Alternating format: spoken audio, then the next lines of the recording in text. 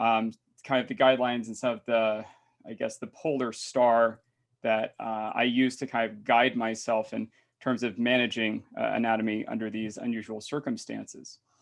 So to make it clear, so for undergraduate anatomy at UT, the enrollment is 310 students. This semester it was increased to 330 because we actually expected an increased pulse in students that didn't quite materialize, which actually made things a little bit easier. But when we teach anatomy, it's taught basically in three broad aspects. We have the lecture. This is obviously not me lecturing. This is not one of our lecture auditoriums, but this is not too different from the anatomy lecture experience that our students get at UT. They also have labs where they experience mostly anatomy through a rather large suite of models that we have built up over the decades. And also they get to experience prosected cadavers. Prosected cadavers are cadavers that were dissected by my instructors and myself. And I'll talk more about the kind of training my instructors have for the most part going into teaching in the anatomy lab. Our students do not dissect because when you have 310 students and 2 cadavers, you can do the math and figure out pretty quickly that that's not a feasible proportion to be able to do dissection. We basically provide the cadavers so that the students, for one, get exposed to something that's close to the actual anatomy. I always say that about cadavers because cadaveric anatomy, while it is obviously an embalmed individual, is not quite exactly the same as what you would see in fresh tissues, but it's close, and it gives them, more importantly, a sense of variation. And that is probably the chief most thing that cadavers provide for students in the lab and the lab experience. And of course, that's not necessarily something that we can deal with in a pandemic. So just to give you an idea of which students we have in the course. So just so you know, I do surveys of students every fall. So and in addition to the Tennessee Voice system, I have a pretty extensive survey that students voluntarily fill out. Almost all the students do it every fall in the lab about this time in the semester to give me feedback about how they studied, what worked and didn't work in the course, and also to get some demographics. Mm-hmm. So you can see that in the previous 2 years, in 2018 and 2019, the majority of our sophomores, these are sophomores, juniors, and seniors, the majority of our sophomores are nursing students, which makes sense because the nursing curriculum requires them to take anatomy during their second year in the program. There are a few that may be repeating in their junior year, which is why we see some juniors in the course. But you can see there's kind of a frame shift where it's more kinesiology majors who tend to be signing up for the course as juniors and seniors. We also see an increasing number of pre-med, pre-pharma, pre-dentistry, and some other majors represented. So this course serves a lot of the colleges within the university. And so we tend to have to balance a lot of different needs in terms of what the course content delivers. Now, what happens in a non-pandemic lecture structure? Well, I have 25 lectures that I give. I basically split the course into 3 parts.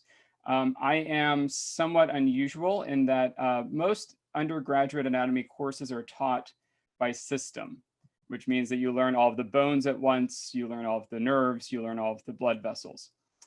But because so many of our students, as you just saw, are going on into practice, right? So they're either going to become nurses, they're going to become physical therapists, they're going to become physician's assistants. I think that since for a lot of them, this is the only major anatomy course that they may get, it is important for them to understand it from a more clinical kind of level. And for this reason, I teach the course by region, which means that you learn all of the structures within the thorax. So you won't just learn about the heart and the lungs, you learn about the nerves, the bones, the muscles, all of the components that are found within the thorax all at once. This is more traditionally how professional schools teach anatomy. So, medical programs, I was trained in a medical program. Those programs are going to be taught regionally. And I find that to be better because in the long run, you're not going to be thinking about nerves and blood vessels as disparate things. You have to be aware of where they are relative to each other in space. And I think that that's a big bonus of teaching it by region. So typically I teach it in 3 sections over the course of the semester. There are typically 4 assessments. These are all in-class assessments when I teach in non-pandemic years. There's a short assessment to kind of get students used to the kinds of ways that tests are performed in the course. And then there's basically an assessment on each one of those sections that consists of both a lecture and a lab practical, where the practical is where they just have to identify structures on models and on the cadavers.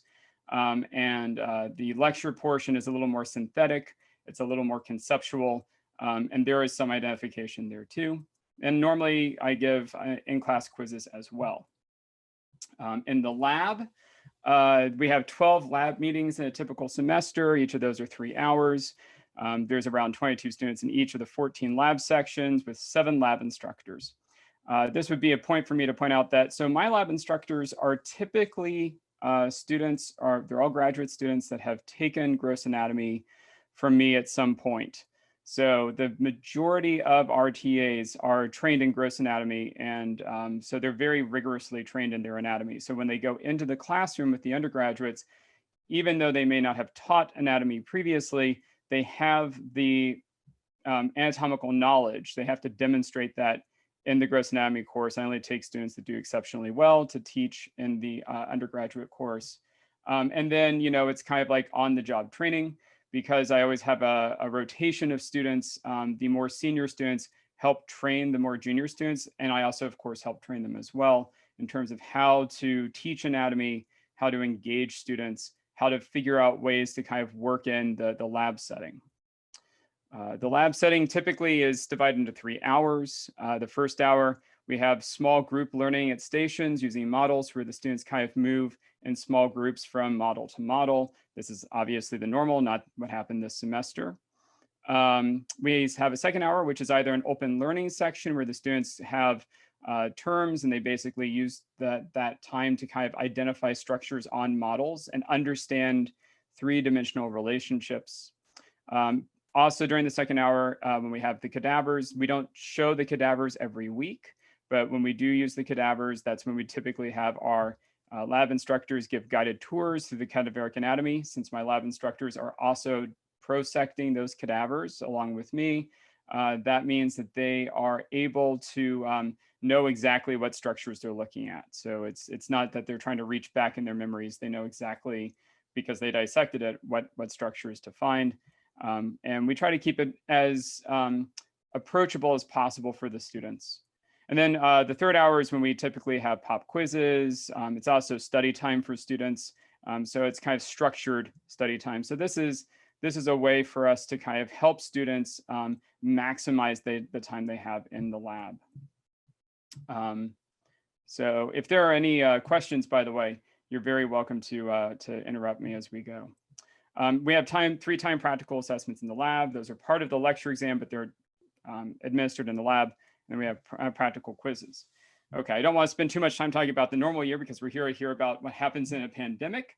But I should mention that in my typical fall anatomy course, I make heavy use of Canvas. I have made heavy use of Canvas over the years. I post all my PowerPoint slides from the start of the semester so students can download them, they can print them out, they can write on them. They're image heavy. They can delete labels off of them and relabel the slides to give them another resource.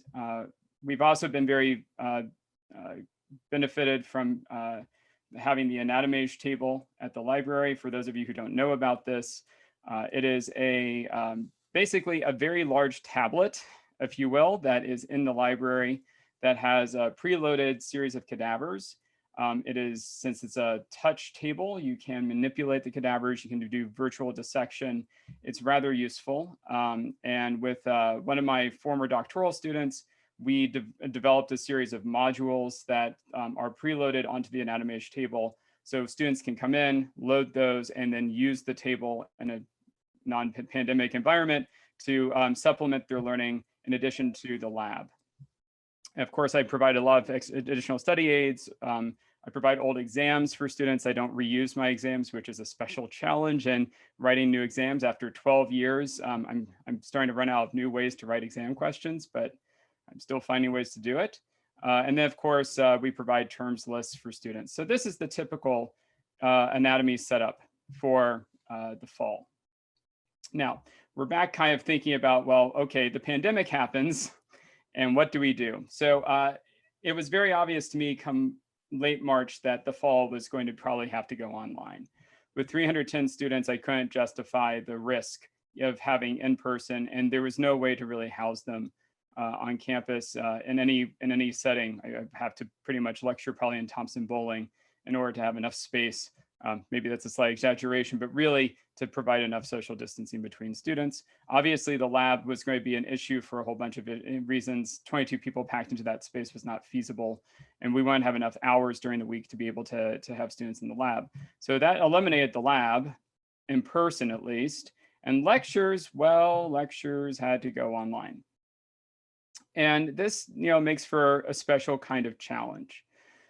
So I immediately called a bunch of my colleagues who are involved in anatomical teaching research. There's a major branch of anatomical research that's devoted to just how do we teach this effectively, and they've specialized in how to teach it online.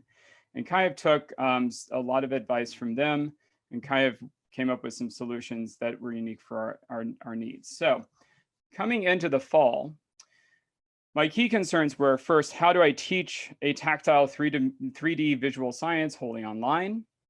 How do I keep students engaged with the material? Because there's a lot of distraction. That's an obvious set of distractions, but we need to keep the students engaged. How do the lab instructors and I continue to prepare students for success in the degree programs and careers that rely on anatomy as a foundation? And that's probably my guiding star. That's one of my major guiding stars for teaching this course. And then, of course, how do I assess students in knowledge in ways that are commensurate with the standards that I've developed over the last 12 years? And so I set up a series of guiding principles. These were pretty much set out in writing at the beginning of developing the course and reworking the course for the fall. First was to be flexible, transparent, and to make all decisions clear, because I think the one thing that can sink any sort of course, but especially a course the size of this one, is if the students think that there's some sort of nefarious ends that are taking place on the part of their professor or their lab instructors. So trying to have that be a philosophy from the start has actually paid major dividends this semester. I think the students have benefited a lot from the transparency that we've had, and I'll bring that up toward the end of my presentation. It's also important to provide as many learning modalities as possible. We can't have students using tactile or kinetic learning the way that they normally would, but we can at least provide them with a lot of other types of learning modalities. So part of this was trying to figure out how to engage them in this three-dimensional complex anatomy in ways that they can actually not just learn it, but retain it. So we had to think about ways of aiming past rote memorization. I've kind of gotten a little complacent, to be honest, over the last few years about like, well, anatomy doesn't need to be synthetic. It just needs to be, synthetic enough, but really a lot of it is memorization. This semester, I realized that we need to be more engaged in synthesis. And that means that we had to maybe look at applied and clinical scenarios and kind of address the question that students often have, which is, why does this matter? Why do I need to know why this nerve exists? So that is a big piece of the revisions that we kind of use in the course. I also had to find ways to develop a teaching and assessment protocol that rewarded student agency and responsibility. Independent learning is a big part of asynchronous learning. We all know this. And so one of the main principles that I tried to pay attention to in redeveloping the course was to try to give students more agency in their learning, as much as you can do when you have 310 students who are being taught asynchronously. And of course, finally, one of the big issues that's related to that is emphasis on trying to help students organize and schedule their study. So there were ways to kind of give them benchmarks on a regular basis, so that way they knew where they should be in their studies and how they should be organizing themselves so that they can meet with success in the course. So the enrollment that I had this fall is not atypical. It's pretty much the same as what you saw in the previous 2 years. The majority of the students are nursing students. Majority of those are going to be sophomores. Basically, 3/4 of the class is made up of nursing and kinesiology majors. The other quarter is basically made up of everything else. So neuroscience is increasingly sending more students to this course, which has been a fun part because it's actually made me make some adjustments to the head and neck portion of the course in response to that. So what did I do? How did we actually change the course? So I went from 25 synchronous lectures to 50 asynchronous lectures. Now that's not obviously the same length of time for those. These were recorded in the summer, and it took a lot of effort basically to make sure that these were prepared well in advance so that I could focus during the fall, because I'm also teaching 2 graduate seminars in addition to anatomy. I needed to make sure I could focus on being flexible and not trying to chase myself and making recordings. I increased the topics from 3 to 5 course topic sections, which just basically meant dividing up the body in a few different ways. I created 2 timed quizzes that didn't previously exist on each Tuesday and Thursday. Those were administered online during the first 10 minutes of the scheduled class. And that was basically to give students, first of all, a benchmark, so they knew what they needed to be studying for and where they needed to be. It was a way for them to self-evaluate how well they knew the information. Granted, it's timed. I can't prevent them from having access to their notes, but in the amount of time that I gave them, is not really enough time to look up the information. So if they don't have it on their fingertips or they can't get to it very quickly, there was no way they were going to be able to do well in the quizzes. So this was really a benchmark for them to know if they were getting what they needed to do. And then these quiz questions were also the same format as what would show up on the exams. So it kind of helped them kind of know what the exam structure was. I don't teach to the exam, but also the reality is that students need to be prepared to take exams. And then following quizzes, I had an optional attendance Zoom session. I called these lecture discussions, where I basically went over the quiz answers. I talked about study methods. I went over topical questions that I also pulled from students via Canvas surveys every single day. So basically this gave me feedback from students that then kind of guided, so I wasn't rummaging around for slides. I could pre-prepare my slides and give my lecture discussion. Okay. So the lectures, so how did all of this turn out as far as the response from students? So the lectures I had, I posted to YouTube and then linked them into the course. So this allowed students to have, for example, playlists. So if they wanted to binge certain videos together, so to speak, they could. The videos ran from 20 to 45 minutes, which I realize is not the philosophy of what you're supposed to do, right? So asynchronous lectures are typically supposed to be much shorter. But I also put points within those lectures so students knew where there were good stopping points to pause. So if they wanted to break the lecture up, they had the option. If they wanted to sit there and watch an entire lecture all the way through, because I know that some students benefited from that, they preferred to, that gave them the option to do that as well. Not the majority, but 56% of the students I've surveyed said they have been satisfied with the lecture lengths. 40% would like them to be further divided. So that's something I'll take into account in the future. But when digging down further in surveys, 50% of them actually ended up watching them in one sitting, and 47 split them into parts. So even though some of these students wanted to have them subdivided, they still sat down and watched them in one sitting, which tells me that they could, even if they weren't happy about that option. But it was very clear to them that they could break the lectures up if they needed to. This is actually one of the benefits of YouTube, of course, is that you can get very microscopic details about viewership. So this is just a span in the month of October. So you can kind of see each of these peaks represents a different video. Each of these lines is a different video. And these are the peaks of viewership. No surprise, these are the peaks that occur right before when the videos were due to be watched. Somewhere around 34% of the students would end up watching lectures about 3 days before they were due. About 65% watched them about a day before they were due. And the majority of students said that they took notes while they were watching, which is good. That was something I tried to emphasize with them from the start, and to do it written, not typed. So most of the students were writing and not typing, which also helps them to retain the information. This is an example of one of the polls that I had students complete. I have pretty good response rates on these for most of the semester. So as far as those lecture discussions, about 68% of the students regularly attended those discussion sections, which is pretty good considering that they are voluntary and that the students are already devoting a lot of time to watching asynchronous lectures. 86% of those students stayed the full time for the lecture discussion. The chief concern among students was this additional time they were being asked to attend these. But again, this was not required, and I did post recordings, but of course then they'd have to watch the recordings online. But a lot of the students have told me anecdotally that they watch lectures at twice speed anyway. So I don't know if that's a good idea or not for them, but nonetheless, maybe I'm a slow talker. Maybe that's what it comes down to. Okay, maybe I'm being exemplary about that right now. So to kind of get on with things, what did we do in the lab? The lab was actually the place where we had to make the biggest changes because the lectures, the content was already pretty much there and had been set up over the years. The lab, obviously, we weren't meeting in person, so we had to change the way we did lab. So we had 11 labs because of the change in the number of weeks in the semester.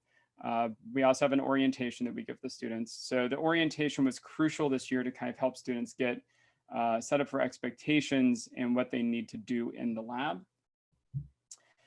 We also created clinical and applied worksheets, and this was a fairly new idea. This is something I had talked with colleagues about other institutions for a number of years, but had not yet implemented. Basically, I tasked my lab instructors to actually create these because I thought that they would be more creative than I might be in setting these up. And all of them have been trained in gross anatomy. So they actually had a fair amount of experience. Obviously, I vetted all of them for accuracy and appropriateness before they were implemented.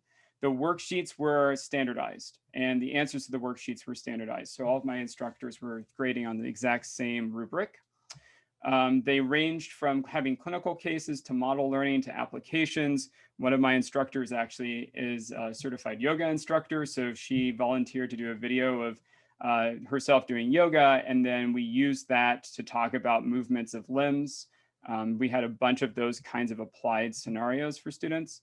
And then in the lab, the instructors would introduce scenarios. They would then have those students go into breakout sessions on Zoom and work in small groups to complete them.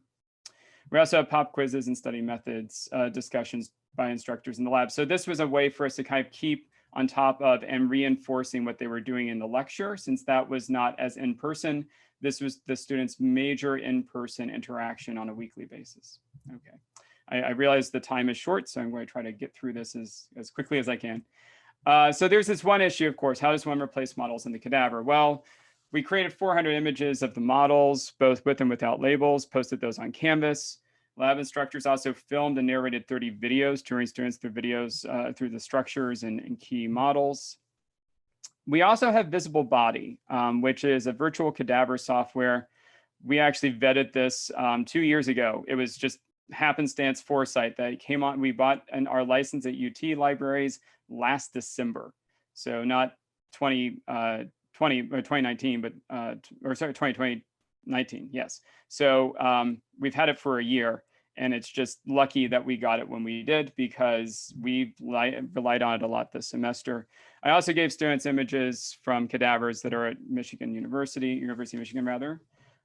This is Visible Body. If anyone is interested to check it out, it's very good software. It's actually fairly accurate. There are a few things that I always say could be improved, but nothing's perfect. And it's great in the fact that it's no cost to our students. It's freely available.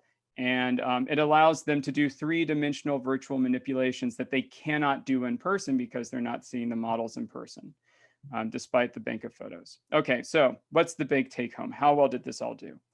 So first of all, we asked students how well these new scenarios and worksheets worked out.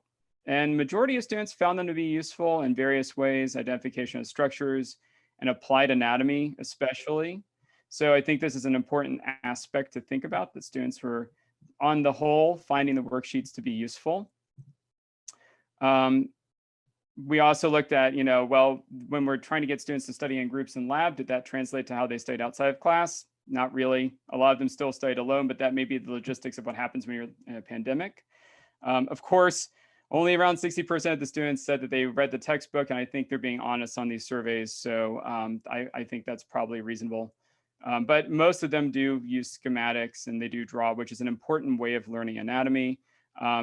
I did find one curious little footnote. A lot of students access visible body, but a majority of them actually could not use it on a regular basis because they didn't have fast enough computers or fast enough internet. And this is one of those things that was an unexpected wrinkle in thinking about how we teach online, because we assume that students, a laptop is a laptop, they can access it, but this software has just enough requirement that it's probably exceeding what a lot of our students have in their own capacity. And so that's something that I think everyone should take home.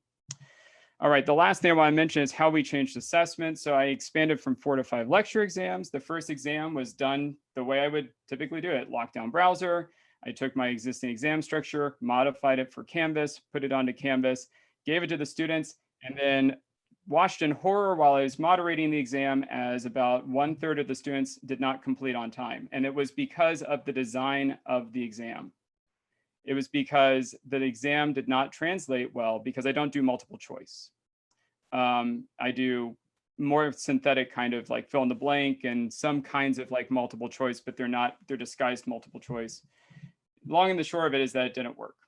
So I had to make a change and the students panicked for obvious reasons. So we switched to a take-home exam, which is risky because that's basically saying, okay, well, you get access to everything you can, and we're trusting you all not to collaborate, and you all need to test this for yourself. I changed the exam format to make it more emphasized on synthetic learning, so that it wasn't just a simple matter of, can you look something up in the textbook and just parrot it back to me? You had to think a couple of steps to be able to answer.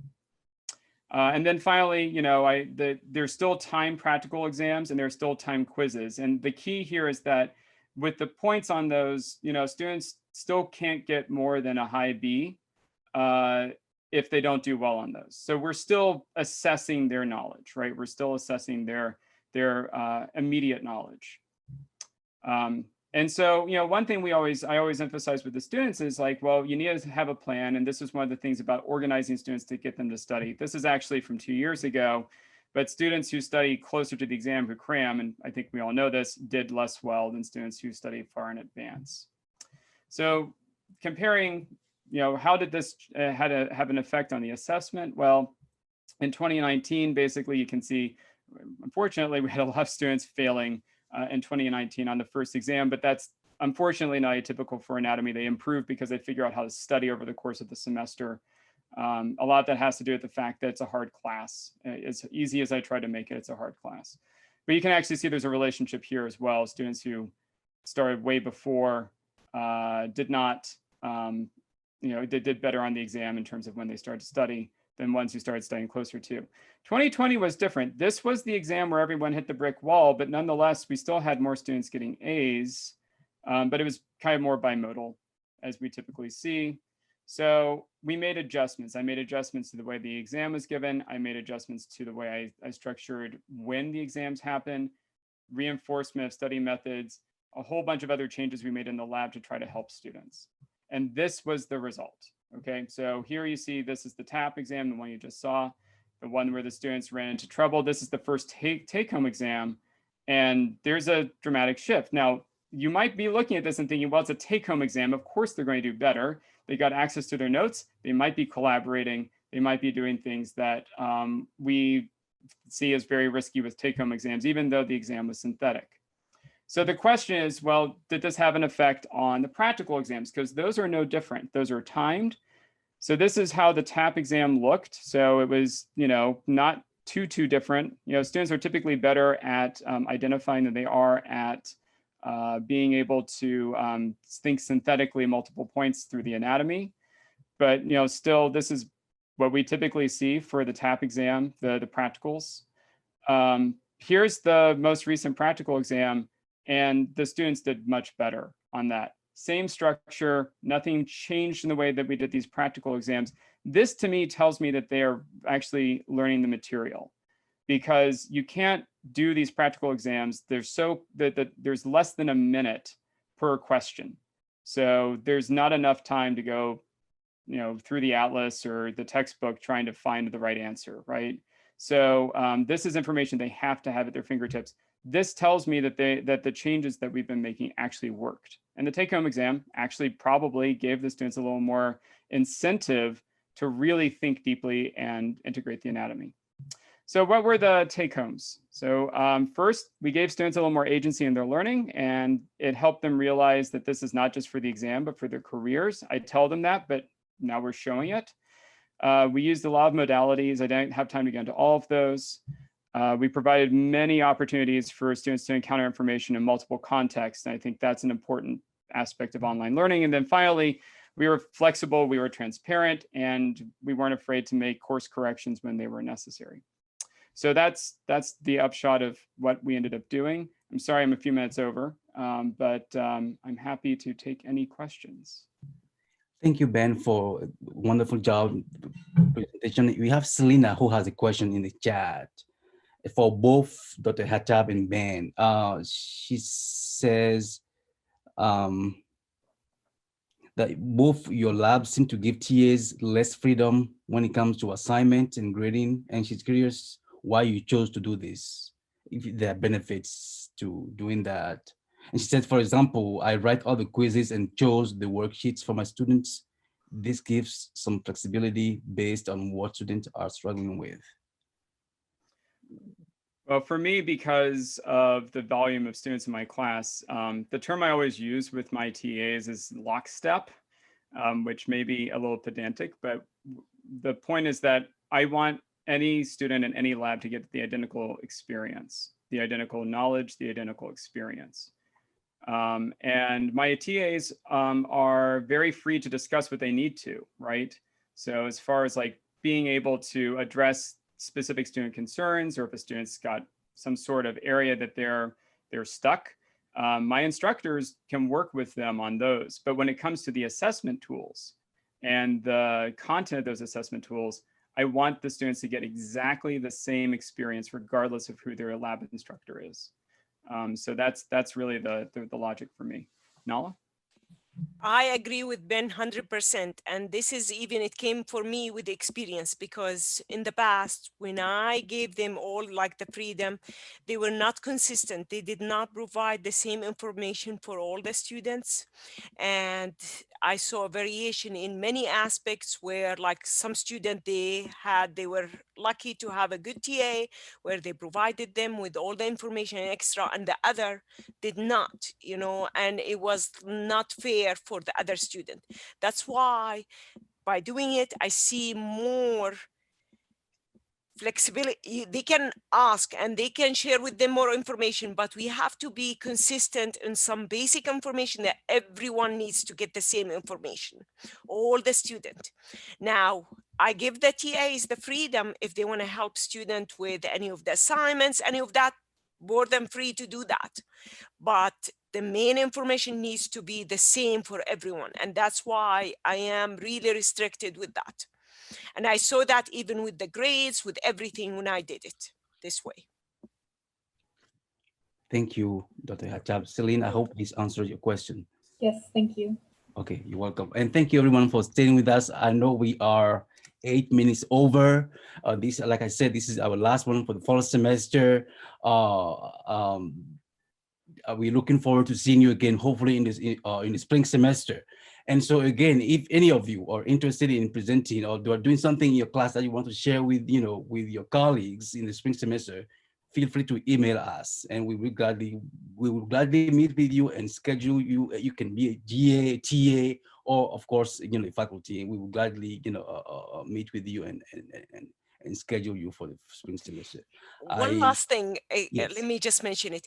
If at any point you need more information from me or you're interested to share, or like you want to share something, or you have a question for me, especially people who do labs, please do not hesitate to contact me.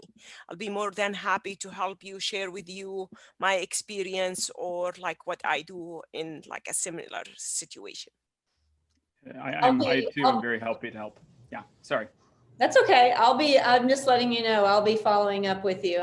Yes. I've been tasked with gathering much of this information and trying to find the best way to do this. So this was great information. Just like I said in the chat, it's great information, and I'll be following up with both of you too to pick at your brains. Thanks, Of Chris. course. RJ, do Go you ahead, have any please. parting words?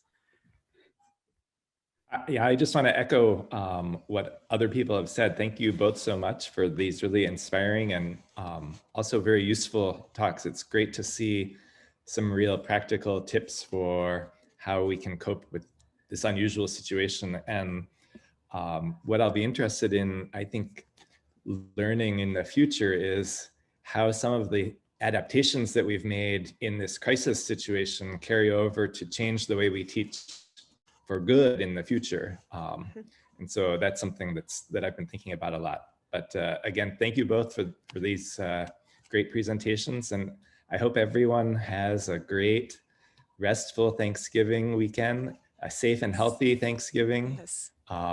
and good luck with online finals too. Thank you. Thank you. Thank you so Thank much. you, RJ.